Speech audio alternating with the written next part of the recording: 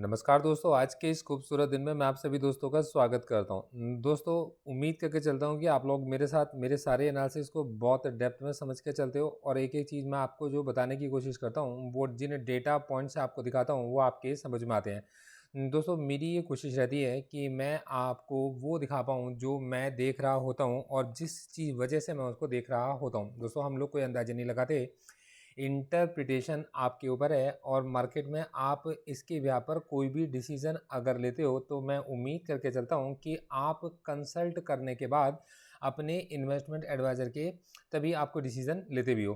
तो दोस्तों, इस समय पर आज मैं आपको एक चीज़ इसमें दिखाने की कोशिश करूँगा, जिसके अंदर सबसे पहले तो बताऊँगा कि क्या मार्केट के अंदर वर्स्ट ओवर हो चुका है और अब मार्केट यहाँ से रिकवर करेंगे और क्या निफ्टी आगे मूव करने को तैयार है 18,500 की तरफ। तो दोस्तों, ये सारी बातें आज के इस वीडियो के अंदर मैं आपके साथ डिस्कस करके चलूँगा। दोस्तों, मेरा नाम है गौरव, मैं हूँ एक सेबी रजिस्टर्ड रिसर्च एनालिस्ट और मैं आपके साथ में शेयर करके चलता हूँ मेरी ऑब्जर्वेशंस को, जो किसी भी तरीके से रिकमेंडेशंस नहीं समझी जा सकती। इन डेटा पॉइंट्स को मैं मेरे क्लाइंट्स को एक्सप्लेन करने के लिए भी, अपने स्टूडेंट्स को एक्सप्लेन करने के लिए भी यूज़ कर चलता हूँ। तो दोस्तों समझो, मैं आपको स्टेप बाय स्टेप लेके चलूँगा और ये वीडियो थोड़ी-सी लंबी होगी क्योंकि दोस्तों इसके अंदर मैं बहुत सारी बातें कवर करना चाहता हूँ। दोस्तों, मेरे पास है एसजीएक्स निफ्टी इस समय पर जो मुझे दिखाता है, और ये मैं आपको पहले बता भी चुका हूँ कि एसजीएक्स निफ्टी की ये एक रेंज है। दोस्तों, ये एक रेंज है जहाँ से इसने एग्ज़ैक्टली बाउंस लिया और दोस्तों ये आपके पास में हम जो इसको लेके चलते थे, ये 17,497 है और हम इसे 17,469 का लेवल हम लोगों ने कैलकुलेट कर रखा था। 17,469 का लेवल, और ये हम लोगों ने एक चार्ट के ऊपर प्रॉपर आपको कैलकुलेट करके पीछे दिखाया हुआ है। एक मिनट रुकिएगा, मैं इसको मार्क कर देता हूँ।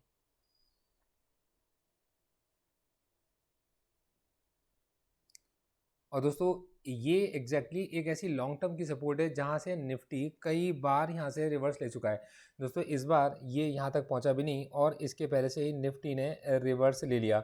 अब मैं कुछ पॉइंट्स की तरफ आपका ध्यान लेके चलना चाहूँगा।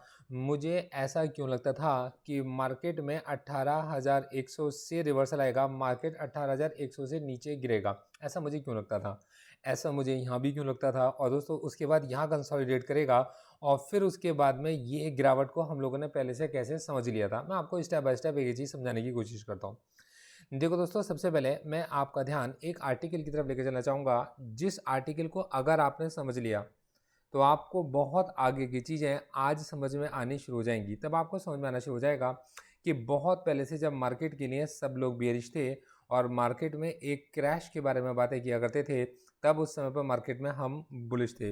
दोस्तों, आप लोगों को याद होगा, हमने 2000 पॉइंट कवर किए हैं और उस बुलिश पॉइंट्स के एक एक पॉइंट को मैं आपके साथ में डिस्कस कर चलता था। और दोस्तों, उस बुलिश रैली को मैं उम्मीद करके चलता हूँ आप में से किसी ने मिस नहीं किया होगा। हालांकि हमने भी उस रैली के अंदर कुछ गलतियां करी और उनमें कुछ अपने नुकसान भी उठाए और हमें ट्रेंड के अगेंस्ट चलने का नुकसान मिला भी। दोस्तों, अब मैं जो चीज़ आपको बता रहा हूँ, और देखिए बेसिकली क्या है, मार्केट जब भी कुछ सिखाता है तो वो उसकी एक कॉस्ट आपसे ले लेता है। तो वो जब भी कभी कॉस्ट लेता है तो कुछ सिखा कर भी जाता है।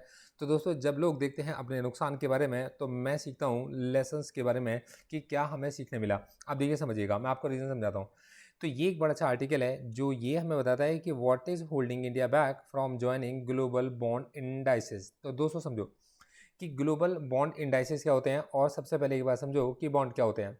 तो दोस्तों, बॉन्ड का एक ही सीधा सा मतलब है कि गवर्नमेंट ने आपसे पैसे लिए उधार, आपको एक कागज़ पकड़ा दिया और आपको उस कागज़ में, मतलब उस विश्वास पत्र में, एक ये लिखा हुआ है कि हम आपको आपका पैसा इतने समय के बाद वापस करेंगे और आपको या तो आपके पास में मंथली या क्वार्टरली या हाफ ईयरली या फिर एनुअली हम आपको इंटरेस्ट पार्ट पे करके चलेंगे। तो दोस्तों, लोग क्या करते हैं, बॉन्ड्स के अंदर पैसे को इन्वेस्ट कर चलते हैं। दोस्तों, ये जो बॉन्ड्स होते हैं वो स्टेट बैंक के भी बॉन्ड्स होते हैं, ये गवर्नमेंट के भी बॉन्ड्स होते हैं और ये कॉर्पोरेट के भी बॉन्ड्स होते हैं। तो दोस्तों, इसमें से जो सबसे ज़्यादा रिलायबल होता है वो गवर्नमेंट का बॉन्ड होता है, जिसकी, क्योंकि गवर्नमेंट के बॉन्ड को रिलीज़ करके चलती है आरबीआई, क्योंकि गवर्नमेंट की जो बैंकर है वो आरबीआई है। तो आरबीआई इसको रिलीज़ करके चलती है और इसके अंदर जो इन्वेस्टर्स होते हैं वो इंडियंस मतलब डोमेस्टिक इन्वेस्टर्स भी होते हैं और दोस्तों फॉरेन इन्वेस्टर्स भी होते हैं, मतलब फॉरेन इंस्टीट्यूशनल इन्वेस्टर्स भी इसके अंदर इन्वेस्ट कर कर चलते हैं। अब दोस्तों आपसे अगर ये कहा जाए कि आप जाकर बाहर के टेक्निकल स्टॉक्स के अंदर इन्वेस्ट अगर करना चाहते हो तो आप किस इंडेक्स को देख कर चलोगे, तो आप कहोगे नास्डैक। मैं आपसे कहता हूं कि अगर आप इंडिया के अंदर इन्वेस्ट करके चलना चाहते हो बैंकिंग स्टॉक्स में, तो आप किस इंडेक्स को देख के चलोगे, आप कहोगे बैंक निफ्टी। फाइनेंस सेक्टर के स्टॉक्स के अंदर बैंक निफ्टी। तो कोई स्टॉक अगर बैंक निफ्टी इंडेक्स के अंदर आएगा तो दोस्तों वो हाईलाइटेड हो जाएगा और उसके अंदर बहुत सारे लोगों का इंटरेस्ट आ जाएगा और उसके अंदर लिक्विडिटी बढ़ जाएगी, सेफ्टी बढ़ जाएगी, सिक्योरिटी भी बढ़ जाएगी। यही वो वजह होती है कि जब कभी भी आप इन्वेस्ट करके चल रहे हो तो आपके पास अवेलेबिलिटी है कि आप स्टेट्स के जो स्टेट डेवलपमेंट लोन होते हैं उनके भी बॉन्ड्स में इन्वेस्ट कर सकते हो, आरबीआई के बॉन्ड्स में भी इन्वेस्ट कर सकते हो, मतलब गवर्नमेंट के बॉन्ड्स में भी इन्वेस्ट कर सकते हो, और आप अगर चाहो तो आप इन्वेस्ट कर सकते हो कॉर्पोरेट बॉन्ड्स में भी। लेकिन आप चूज़ करके चलते हो कि हमें जो इन्वेस्ट करके चलना है कि यार हम लोग ना आरबीआई के बॉन्ड्स में मतलब गवर्नमेंट के बॉन्ड्स में इन्वेस्ट करके चलेंगे, जिन्हें आप सॉवरेन बॉन्ड्स भी बोलते हो। तो आप सॉवरेन बॉन्ड्स के अंदर इन्वेस्ट करके चल रहे होते हो। अब दोस्तों एग्जैक्टली यही चीज़ क्या होती है कि ये बॉन्ड्स, इनकी जो डिस्कवरेबिलिटी है, ये एसेसिबिलिटी है, बहुत सारे लोगों को इनके बारे में नहीं पता होता। आने वाले वक्त के अंदर मैं कुछ और वीडियोस भी लेकर आऊँगा। देखो दोस्तों अब क्या होता है, पूरी बात को इस न्यूज़ को बहुत ध्यान से आप खुद भी रीड कर सकते हो, और मैं टाइम टू टाइम बहुत अच्छी न्यूज़ को अपने ब्लॉग के ऊपर भी पब्लिश करता रहता हूँ और आप मेरे ब्लॉग को जानते हो। तो दोस्तों अब बात ये निकल कर आती है कि what is holding India back from joining global bond indices. तो मैंने आपको सबसे पहले बताया कि ऐसे कुछ बॉन्ड्स हैं जिनको गवर्नमेंट रिलीज मतलब गवर्नमेंट के बॉन्ड्स हैं जिनको आरबीआई रिलीज कर चलती है, क्योंकि आरबीआई गवर्नमेंट की बैंकर है और इसके अंदर इन्वेस्ट कर चल सकते हैं डोमेस्टिक इंस्टीट्यूशनल इन्वेस्टर्स भी और फॉरेन इंस्टीट्यूशनल इन्वेस्टर्स भी। अब फॉरेन इंस्टीट्यूशनल इन्वेस्टर्स इसके अंदर कितना इन्वेस्ट कर सकते हैं, तो इसका जवाब है वो कितना भी इन्वेस्ट कर सकते हैं। क्या उनकी कोई बड़ी कैपिटल लिमिट है? आप कहोगे जितना मर्जी वो चाहे इसके ऊपर इन्वेस्ट कर सकते हैं। ये लिमिट पहले हुआ करती थी, ये कैप पहले हुआ करता था, लेकिन ये कैप अब नहीं है, ये कैप हटा लिया गया है। अब देखो दोस्तों यहाँ पर बात निकल कर आती है कि डोमेस्टिक इंस्टीट्यूशन इन्वेस्टर्स भी इन्वेस्ट करते हैं और फॉरेन इंस्टीट्यूशन इन्वेस्टर्स भी इन्वेस्ट करते हैं, फिर तो ये बॉन्ड्स बहुत डिमांड में होंगे। तो मैं आपसे कहना चाहूँगा कि ये तो हर सरकार के बॉन्ड्स होते हैं, तो इसके अंदर पाकिस्तान के भी बॉन्ड्स हुआ करते हैं, चाइना के भी बॉन्ड हुआ करते हैं, और दोस्तों यूएस के भी बॉन्ड हुआ करते हैं, यूके के भी बॉन्ड हुआ करते हैं, और रशिया के भी बॉन्ड्स हुआ करते हैं। तो बॉन्ड्स तो सभी के हुआ करते हैं, क्योंकि सरकार तो सभी की है, देशों की सरकार हैं और सभी देश की सरकार को पैसे की रिक्वायरमेंट तो होती है, और वो जब बॉन्ड्स रिलीज करती हैं तो पैसा उधार लेती हैं और वो ये कहती हैं कि हम आपको आपका पैसा ब्याज के साथ वापस कर कर देंगे। तो दोस्तों अब आपके पास में कि फिर हम इतने ज़्यादा इच्छुक क्यों हैं कि किसी ग्लोबल बॉन्ड के इंडाइसेस में जाने के लिए, क्योंकि दोस्तों ये जो इंडाइसेस होते हैं ये ट्रैक करके चल रहे होते हैं परफॉर्मेंसेस को, ये ट्रैक करके चल रहे होते हैं यील्ड को, और उनके बारे में सारी न्यूज़ को जब भी कभी किसी इंडाइसेस के अंदर आते हैं, तो जैसे कि मैंने आपको बताया कि जैसे ही कोई फाइनेंस का स्टॉक बैंक निफ्टी के अंदर ऐड होगा एकदम से हाईलाइटेड हो जाएगा, इंटरेस्ट हो जाएगा लोगों का, और वो डिस्कवरेबल हो जाएगा और लोगों के लिए एसेसिबल हो जाएगा, लिक्विडिटी अपने आप उस स्टॉक के अंदर बढ़ जाएगी। दोस्तों एग्जैक्टली अगर आप निफ्टी 50 के अंदर किसी कंपनी को ऐड करते हो, तो कंपनियां तो बहुत सारी हैं, 500 के ऊपर भी आपके पास निफ्टी 500 भी आपको देखने को मिलती है। दोस्तों उसके अंदर जो टॉप 50 कंपनियां हैं जिनकी टॉप मार्केट कैपिटल मतलब 50 कंपनियों की है, उस कंपनी के मतलब उन टॉप 50 कंपनियों के अंदर अगर आपकी लिस्ट में अगर एक कंपनी आ जाएगी, तो दोस्तों ऑब्वियस सी बात है कि वो कंपनी अपने आप में रेपुटेबल हो जाएगी, डिस्कवरेबल हो जाएगी, लिक्विडिटी उसके अंदर अपने आप बढ़ जाएगी। तो यही चीज़ ध्यान में रखकर मतलब सभी सरकारें ये कोशिश करती हैं कि जो ग्लोबल रिकॉग्नाइज इंडाइसेस हैं बॉन्ड्स के, उनके अंदर उनके बॉन्ड्स आ जाएं। इनके अंदर पहले रशिया था और रशिया को वहाँ से हटाने की बात अभी चल रही है। मैं आपको एक ही चीज़ के अंदर समझाऊंगा और बहुत अच्छे से। देखो दोस्तों ये समझाया गया है कि एक बिग बॉन्ड मार्केट है इंडिया, उसके बाद भी ये स्ट्रगल कर रहा है कि ग्लोबल इंडेक्सेस इसको लिस्ट करें। दोस्तों बहुत पहले से बात चल रही थी कि वो लिस्ट करें और हर बार वो अपना स्टेटस क्यों मेंटेन करके रखते हैं कि अभी नहीं बाद में कभी, बट क्या वो चेंज होगा? क्योंकि रशिया को हटाया जा रहा है ग्लोबल बॉन्ड इंडाइसेस से, तो ऑब्वियस बात है कि अगर निफ्टी 50 की किसी कंपनी में से अगर आप एक कंपनी को किसी को हटा रहे हो, मतलब इस एनालिसिस में से किसी एक को हटा रहे हो और ये टॉप 50 कंपनियों को अगर आपने रखना है तो आप किसी एक को तो इंक्लूड कर चलोगे। अब चीज़ें कैसे बदली हैं मैं आपको समझाऊंगा और मैं आपको डेटा पॉइंट्स के साथ इनको समझाने की कोशिश करूंगा। थोड़ा सा मेरे साथ ध्यान से आगे चलिएगा। देखो दोस्तों कितना ज़बरदस्त आपके पास में ये देखिए, आपके पास में ऐड भी साथ में चल रहा है, गवर्नमेंट का ही ऐड चल रहा है और यूट्यूब हमारी सारी बातें सुनता है।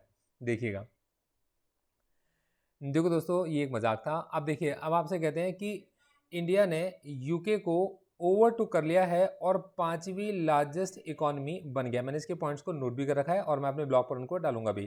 तो दोस्तों 5वीं वर्ल्ड की लार्जेस्ट इकोनॉमी इंडिया, वर्ल्ड की तीसरी लार्जेस्ट इकोनॉमी बन सकता है इंडिया 2030 तक। मतलब ये वो स्टोरी है जो इस समय पर चल रही है, प्ले आउट हो रही है, मतलब इसको सब लोग रीड करके चल रहे हैं। दोस्तों बहुत सारी जितनी भी मार आप देखेंगे, मतलब बहुत सारी इकोनॉमीज़ को इस समय पर रिसेशन की मार झेलनी पड़ रही है और हमें प्रोग्रेसिव पाथ पर, दोस्तों हम लोग प्रोग्रेसिव पाथ पर हैं और इन्फ्लेशन को कंट्रोल करने का दावा भी करते हैं, बल्कि न केवल कंट्रोल करने का बल्कि कम करने का दावा भी हमारी आरबीआई करके चल रही है और दोस्तों काफ़ी हद तक वो उसको अचीव भी कर भी पा रही है। तो दोस्तों आप अगर इस समय देख के चलेंगे तो 5वीं बिगेस्ट इक्विटी मार्केट हमारी देश की मतलब है, हमारे देश की मार्केट 5वीं बिगेस्ट इक्विटी मार्केट है और कंट्री का 1 ट्रिलियन का सॉवरन बॉन्ड मार्केट है जो लार्जेस्ट इमर्जिंग इकोनॉमीज में निकल कर आता है। 1 ट्रिलियन सॉवरन बॉन्ड्स की मार्केट। दोस्तों अब देखो क्या है कि जो आपके पास में सेंट्रल गवर्नमेंट और इंडेक्स होल्डर्स के बीच में काफ़ी लंबे समय से बातचीत चल रही थी, पर उसके पीछे बहुत सारे रीजन थे जिनकी वजह से ऐसा नहीं हो पा रहा था। तो दोस्तों इसके अंदर बहुत सारे रीजंस को यहाँ पर समझाया गया है, इसे आप रीड कीजिएगा, मैं इंपॉर्टेंट बातों पर आपके पास लेकर आऊँगा। देखो, रिजर्व बैंक ऑफ इंडिया ने 2020 में एक फुली एसेसिबल रूट स्टार्ट किया, एफएआर स्टार्ट किया 2020 में, मतलब जिसमें फॉरेन इन्वेस्टर्स या इंस्टीट्यूशंस इंडिया के बॉन्ड्स में इन्वेस्ट कर सकते हैं बिना किसी रेस्ट्रिक्शन के और बिना किसी इन्वेस्टमेंट कैपिटल के। तो देखो दोस्तों, इन्वेस्टमेंट कैप के आपके पास में बिना किसी इन्वेस्टमेंट कैप के, बिना किसी रेस्ट्रिक्शन के इन्वेस्ट कर सकते हैं और ये आपके पास में आरबीआई लेकर आया फुल्ली एसेसिबल रूट फॉर 2020 में। दोस्तों अब इसके बाद में अब अगली चीज़ मैं आपको बताता हूँ कि ये लोग काफ़ी समय से डिमांड करते थे कि यार अगर कोई फॉरेन इंस्टीट्यूशन इन्वेस्टर इंडिया के अंदर इन्वेस्ट करता है तब उस कंडीशन में वो जो भी इनकम वो जनरेट करके लेकर जाएगा उसके ऊपर जो टैक्स लगता है तो उस टैक्स के ऊपर गवर्नमेंट किसी तरीके की कोई रिबेट दे दे और एक्सपेक्टेशन थी कि गवर्नमेंट कुछ देगी पर गवर्नमेंट ने रिबेट नहीं दिया। अब दोस्तों बात यहाँ पर निकल कर आ गई कि इस वजह से उन्होंने कई जगह पर मतलब जैसे अब जेपी मॉर्गन का इमर्जिंग मार्केट इंडेक्स है और उसने अपने स्टेटस को मेंटेन किया और इसको नहीं लिया। तो देखो दोस्तों ये समझाया गया है कि ग्लोबल इंडेक्स प्रोवाइडर जो FTSE रुशेल है आपके पास में, उसने इंडियन बॉन्ड्स को वॉच लिस्ट पर रखा था और इंक्लूजन करने की कोशिश की थी कि इमर्जिंग मार्केट डेप्थ इंडेक्स में 2021 में लेंगे, पर बाद में उन्होंने कहा कि हम अपने स्टेटस को अनचेंज रखेंगे, मतलब नहीं लेंगे। अब दोस्तों उसके बाद ध्यान समझिएगा, बहुत इंपॉर्टेंट बातें हैं जो मैं आपको समझाने की कोशिश कर रहा हूँ। अब इस समय पर मॉर्गन स्टैनली ये कहता है कि इंडिया को जेपी मॉर्गन के इमर्जिंग मार्केट बॉन्ड इंडेक्स में शामिल कर लिया जाएगा और ये अनाउंसमेंट या तो इसी महीने आ जाएगी या अगले महीने की स्टार्टिंग में ही आपको देखने को मिल जाएगी। मतलब हम बात कर रहे हैं इस समय सितंबर में, ठीक है। अब देखिएगा, एक और बैंक आपके इसमें गोल्डमैन सैश है, वो ये कहता है कि इंडिया को इंक्लूड किया जाएगा लेकिन सेकेंड या थर्ड क्वार्टर जो नेक्स्ट ईयर का होगा उसमें इंक्लूड किया जाएगा और रशिया को एक्सक्लूड करना मतलब निकाल देना जेपी मॉर्गन के बॉन्ड इंडेक्स से। ये इंडिया के चांसेस को बूस्ट करता है कि उसको ऐड कर दिया जाएगा। अब दोस्तों मैं आपको थोड़ी और काम की बातों पर लेकर आता हूँ, इनको आप समझिएगा। तो देखो हमसे कहते हैं कि जो फॉरेन फंड्स हैं, अब देखिए ये इंपॉर्टेंट बात है कि आफ्टर 6 महीने के कॉन्टिन्यूस आउटफ्लो के बाद फॉरेन फंड्स ने $538 मिलियन इंडियन बॉन्ड्स में अगस्त में इन्वेस्ट किए। दोस्तों जब हमारी बॉन्ड मार्केट में पैसा आ रहा था और मैं ये जानता था कि इंडिया के अंदर पैसा आ रहा है, तो इंडिया के अंदर अगर पैसा आ रहा है तो दोस्तों इकॉनमी तो इंडिया की ग्रो करनी चाहिए और जब इंडिया की इकॉनमी ग्रो करेगी और उसके ऊपर मतलब इस इकॉनमी की ग्रोथ के ऊपर बैट करने के लिए $538 मिलियन इन्वेस्ट किए जा रहे हों अगस्त के अंदर, तो मार्केट भला कैसे गिर सकती थी, तो मैं मार्केट के लिए बेयरिश कैसे हो सकता था। तो ये वो वजह थी जिनको मैं back of the mind read करके चल रहा था और समझ रहा था, और जिसका इफेक्ट मुझे आज यहाँ देखने और पढ़ने मिल रहा है। दोस्तों मुझे एग्जैक्ट फिगर्स उस समय नहीं पता थी, लेकिन ये पता था कि इंडियन बॉन्ड्स के अंदर इस समय पर इन्वेस्टमेंट आ रही थी अगस्त के अंदर। अब देखो इंडिया की जो बॉन्ड यील्ड है वो भी आपके पास में ऊपर की तरफ उठकर आई है और 10 ईयर के बेंचमार्क को इसने आपके पास में क्रॉस किया है। अब दोस्तों आगे एनालिस्ट एक्सपेक्ट करके चलते हैं कि आपके पास में कि ये जो इनफ्लो होगा ये $30 बिलियन का इनफ्लो होगा अगले फाइनेंशियल ईयर में, नेक्स्ट फिस्कल अलोन, ठीक है, जो कि अभी $18 बिलियन का है। तो दोस्तों $18 बिलियन से सीधा $30 बिलियन, लगभग डबल के बराबर, इतनी बड़ी आपके पास में इन्वेस्टमेंट्स इंडिया के अंदर आ सकती हैं या आने वाली हो सकती हैं इन द जून या सितंबर 2023 के अंदर। तो दोस्तों ये वो जो चीज़ें हैं आपके पास में, ये वो चीज़ें मेरी इस स्टोरी को और स्ट्रॉन्ग करती थी कि अगस्त के अंदर मार्केट के अंदर जो गिरावट आई थी उसमें मार्केट पार्टिसिपेंट ने अपनी पोजीशंस ली हैं। और दोस्तों मैंने भी एक FIDI HNI की होल्डिंग्स को, जिसमें हाईएस्ट होल्डिंग वाले जो स्टॉक्स हैं, उन स्टॉक्स को एक्यूमुलेट करने का मैंने अपना एक पोर्टफोलियो क्रिएट किया था, जो मैंने आप लोगों के साथ शेयर भी किया था और आप लोगों को बताया भी था। अब देखो दोस्तों, मैं इसी के अंदर आपका ध्यान लेके चलना चाहूँगा। अब मैं निफ्टी 50 सिंगापुर के इस चार्ट की तरफ मैं आपको वापस लेकर आता हूँ और अब हम इस चीज़ को बहुत डेप्थ से और बहुत ध्यान से समझेंगे और मेरी बातें बहुत ध्यान से समझिएगा। देखो दोस्तों, सबसे पहले एक बात को बहुत ध्यान से समझो कि मार्केट पार्टिसिपेंट ने इस जोन के अंदर, इस कंसोलिडेशन के अंदर अपनी एंट्रीज को लिया। इनकी इस एंट्री का ये क्या था, अपर एंड मतलब हायर साइड थी, और ये क्या था आपके पास में लोअर एंड, और ये इसकी लो साइड थी, या ये भी कह सकते हैं कि ये सपोर्ट थी और ये जगह अपने आप में एक तरीके का रेजिस्टेंस थी। मैं इसको यहाँ मार्क कर देता हूँ ऑल्टर एज, क्योंकि यहाँ पर कई बार मार्केट इस रेंज से बाहर निकलने के बाद वोलेटाइल हो चुका है। तो दोस्तों 17,775 एक हम लेवल लेके चल रहे थे कि 17,775 एक ऐसा लेवल है जिसके बाद मतलब मार्केट काफ़ी वोलेटाइल हो सकता है, मतलब अगली जो जगह दिखाई देगी वो 17,775 दिखाई देगी। और दोस्तों ये जो सारा क्रेडिट जाएगा मेरे उन स्टूडेंट्स को जाएगा जो यहाँ पर हमारे साथ में आते हैं, उनके फीडबैक्स भी हमारे पास में हैं और जो अपनी चीज़ों को डिस्कस करके हमें बताकर भी जाते भी हैं। अब देखो दोस्तों, इसी के अंदर मैं एक मतलब बहुत अच्छा एनालिसिस मैं लेकर चलना चाहूँगा। हमारे एक मित्र हैं तुषार जी, जिन्होंने मतलब जिनके जिनके मतलब जो हमारे स्टूडेंट भी रह चुके हैं और मित्र भी हैं, और दोस्तों उनके मतलब फीडबैक्स आप हमारी वेबसाइट पर जाकर चेक भी कर सकते हो। तो दोस्तों उन्होंने एक बड़ी बढ़िया बात ये बताई थी कि गौरव सर, उन्होंने बताया था मतलब कि देखो ये मार्केट गिर रही है, मतलब जिस समय मार्केट की डिप की मैंने बात की थी कि गौरव साहब मार्केट गिर रही है, पर उसके बाद मार्केट के अंदर एक रैली आएगी, मतलब मार्केट एक रैली दिखाएगा, गैप अप खुलेगा और फिर उसके बाद मार्केट के अंदर एक गिरावट हमें देखने को मिलेगी, मतलब वो सब कुछ अपना बेच देंगे। तो दोस्तों अब वो क्या चीज़ें ऐसी देख के चले थे, क्या चीज़ रीड कर रहे थे, मैं अब आपको समझाता हूँ। देखो दोस्तों, जब भी कभी कोई रेंज ब्रेक होती है तो रेंज के ब्रेक होने पर मार्केट के अंदर एक शॉर्ट कवरिंग की रैली आती है। दोस्तों शॉर्ट कवरिंग की रैली आना या मार्केट में आपके इसमें नए लॉन्ग बनना, इन दोनों में बड़ा डिफरेंस होता है। तो मार्केट आपके पास में एक रैली दिखाता है, शॉर्ट कवरिंग की रैली हमेशा शॉर्ट लिव्ड होती है और आपके पास में उसके बाद उसके अंदर एक गिरावट आती है। और दोस्तों ये हमें यहाँ पर SGX निफ्टी के अंदर हमें देखने को मिला भी था। अब दोस्तों उसके बाद ध्यान से समझिएगा, मुझे ऐसा लगने लगा था कि जब मार्केट 18,000 जिन्होंने अभी यहाँ पीछे से होल्डिंग करके लेकर आए हैं और इस जगह पर हैं, तो इन इन्वेस्टर्स के बारे में सोचो जो इस समय पर इस बड़ी गिरावट का शिकार हो गए थे और वो नहीं निकल पाए और उन्होंने अपनी क्वांटिटीज़ को इस जगह पर एवरेज किया होगा। तो ऐसे लोग जिन्होंने अपनी इस क्वांटिटी को इस रेंज के अंदर एवरेज किया होगा, और ये बड़ा समझ समझ कर उन्होंने एवरेज किया होगा, क्योंकि मार्केट अगर यहाँ से नीचे गिरता तो उनकी एक बड़ी इन्वेस्टमेंट बहुत तेज़ी से एक्सेलरेट होती और उनका बड़ा नुकसान करती। वो लोग तो सबसे पहले यहाँ से एक एग्जिट लेंगे। तो ये जगह एक रेजिस्टेंस का काम कर रही है और ये रेजिस्टेंस जब तक क्लियर नहीं होगा तब तक मार्केट ऊपर नहीं जाएगा। और रेजिस्टेंस कैसे क्लियर हो सकता था?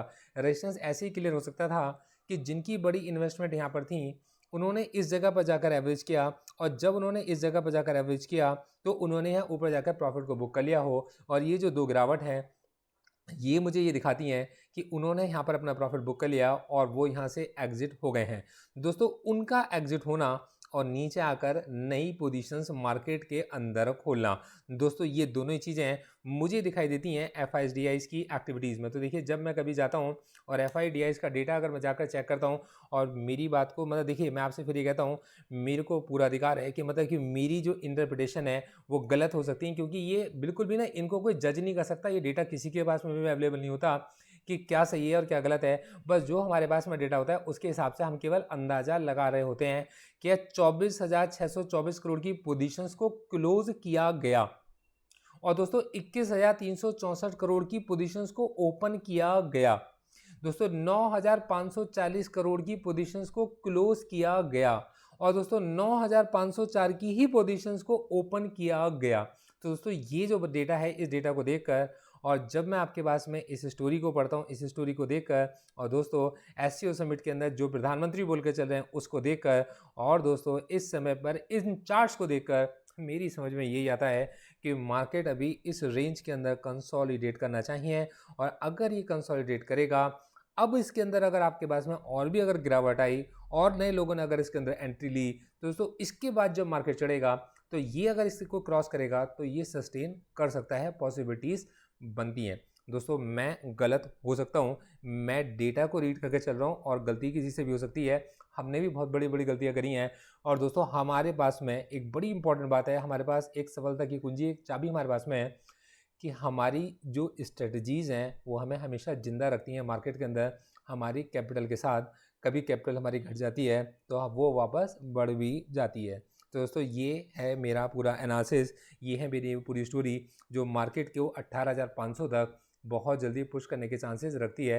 मैं आपसे एक जब ये कहना चाहूँगा, मेरी एक भी जगह पर कोई रिकमेंडेशन नहीं है कि आप जाओ और जाकर मार्केट के अंदर किसी भी तरीके का निवेश इस एनालिसिस के बिहाफ पर लो। इन डेटा को आप भी जाकर रीड कर सकते हो, अपनी तरीके से कैलकुलेट भी कर सकते हो और आप उसके बिहाफ पर मार्केट में अपनी पोजीशन अगर लेना चाहते हो तो अपने इन्वेस्टमेंट एडवाइजर से परामर्श करने के बाद ले भी सकते हो। जाने से पहले मैं चाहूँगा कि आप मेरा ये डिस्क्लेमर ज़रूर पढ़कर जाएँ।